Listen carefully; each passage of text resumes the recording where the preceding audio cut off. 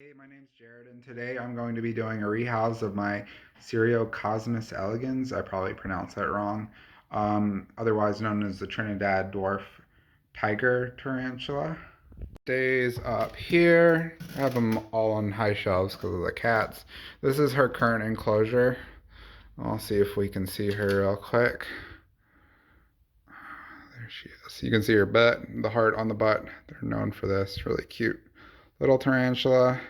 She's molted so many times. This new enclosure will be her, no, it's blurring out, her third enclosure that I've had her in. So compared to the current one, I'll just show a quick comparison.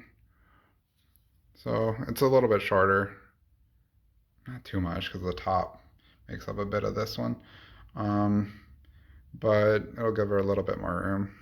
Okay, what we have here is one of the smaller types of AMAC boxes. You can find these at the Container Store. Online it says they're like $4 and something, but I swear in store they're a little bit cheaper.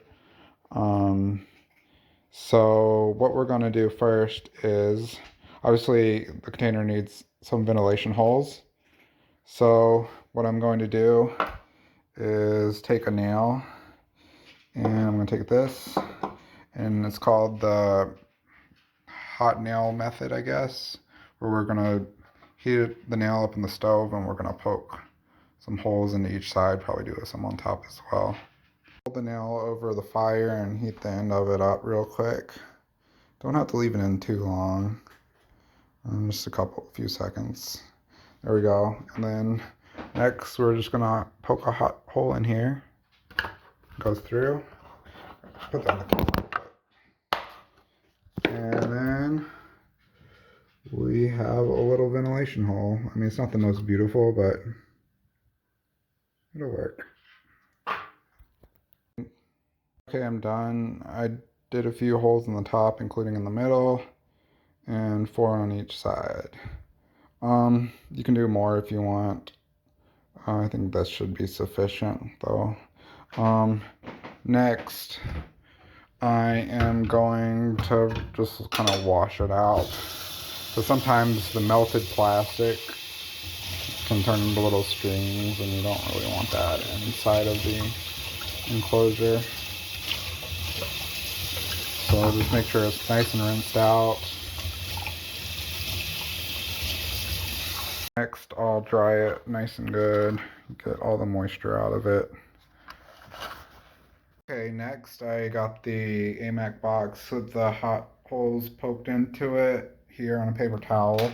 I got a couple things. Eco Earth is what I'm going to use. I got some moss over here I'm going to use. And I got this little cap that I'm going to try to use as a water dish. But sometimes if the moss or even substrate gets too close and inside of it, it will absorb the water really quickly. So we'll see how it goes. And then I also have a little fake plant thing I'm going to try to put into one of the corners. Alright, I'm going to start putting in some substrate in here.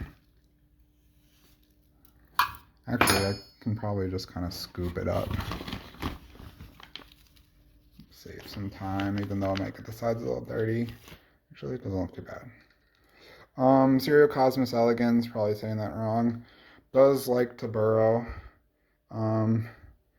So do give it quite a bit of substrate.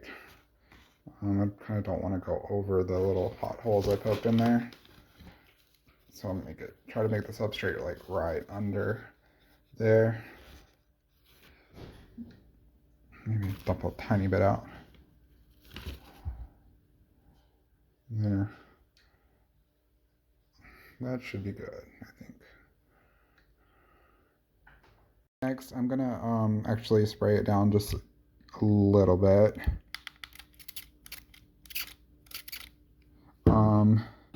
And then I'm gonna try to give her a little starter burrow.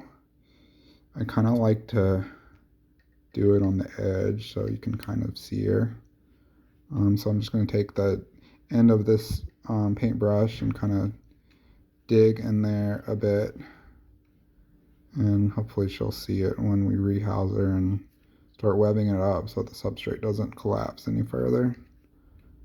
I totally forgot, before you start pushing a hole in with the end of the paintbrush, is you can push the substrate down, make it more compact, and that way when you do kind of give her a starter burrow, it makes it less likely it's going to collapse.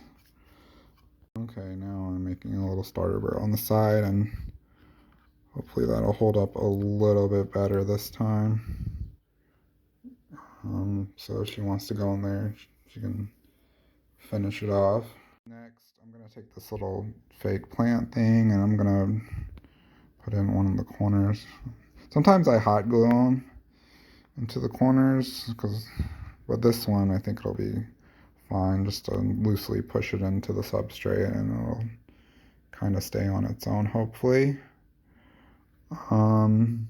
Next, I have a little bit of moss, and she does like to web up the moss from the other ones we've had.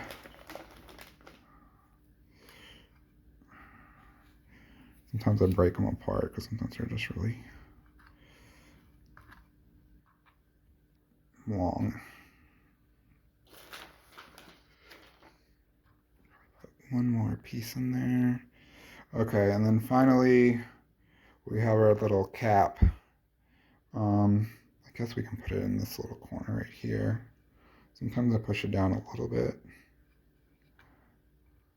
so it doesn't I don't think it'll tip over, but I like to make sure it's a little snug in there. So I do put a lot of cork bark in my other tarantulas' burrows, but for her, she doesn't tend to climb as much. I mean, she might, if you added a piece of cork bark, she might burrow under it. But for this one, we're probably just gonna stick with this. I think most of all, she loves to web up the moss. And I'll just put this on here for now. And next thing, we'll actually be putting her in here. Real quick is I'm going to try to get a little bit of the water and the tiny water bowl in there real quick before I put her in, without trying to overflow it too much, because sometimes it can get out of hand a bit. There we go.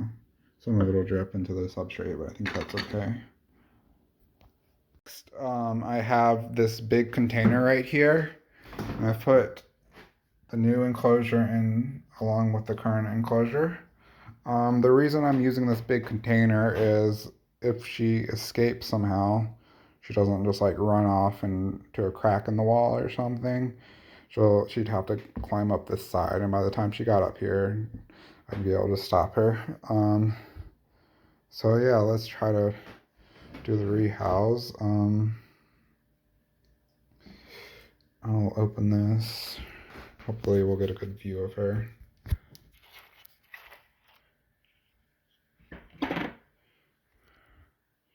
You can see she's actually, if I can focus, she's actually webbed this one up quite a bit. There she is, just hanging out in there. And she is a pretty feisty Trinidad dwarf tiger. She is a little hair kicker. She's even pooped on me a couple times, even though I didn't know these kind of tarantulas were able to do that. I thought that was just an arboreal thing. But anyways, that's okay. It's not too bad. I'm gonna actually get the tweezers and take some of the substrate and moss out first until we can get to her. So I'll be right back. All right. So she is. See if I can focus that. Is not focus. There it goes. In there. So I'm gonna put this phone down for a second and dig a little bit of the substrate out so we can get a little bit better access to her. And you'll see this is the top layer of her current enclosure. She webbed all that up and I just pulled it out. And then we can look in now. There's her little butt sticking out. And we'll see if we can get her out. So what I'm going to do is I am going to take a little paintbrush, and these are good to use to guide the tarantulas. So let's see if she'll come out. she goes. Come on. We'll get her to go up the side. And she's actually staying on. She's climbing on this. Okay. I'll try to get some shots of her before. Here she goes. See if we can get the focus. There you go. That's the Trinidad dwarf tiger. Geez, I've probably had her for almost 10 months now. Has molted a lot of times. Still a relatively slow grower. Absolutely beautiful little spider. She has some substrate on her butt. There she goes. I just got to get her into the new enclosure. Let's see how I'm going to do this. Might have to put the camera down. But so what I'm going to do next is, now I have she's on my arm. I'm going to take the paintbrush and I'm going to gently guide her down. And then you'll see the next step. But I got to put the camera down. And I guided her in, and see that little burrow I started for her? She's already in it. You can see her butt sticking out. Let's see if I can get a shot over here. It's kind of a lot more dirt and moisture on that side, so it's harder to see. But you can see her little butt, so that went well.